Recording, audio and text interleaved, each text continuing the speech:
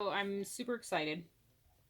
I just ordered a black light that's going to clip onto the ring light, so it'll be right under the camera, so that you guys can watch what I'm doing in the black light as well as the natural light. Well, the not natural light, but light, uh, and see how the differences apply when the light's on versus when the black light's on. Like when the light's on, the oranges blend differently than the pink. You can see the difference between the orange and the pink, but when you turn that regular light off and turn the black light on, that just looks kind of like a blob. You can't really tell what it is.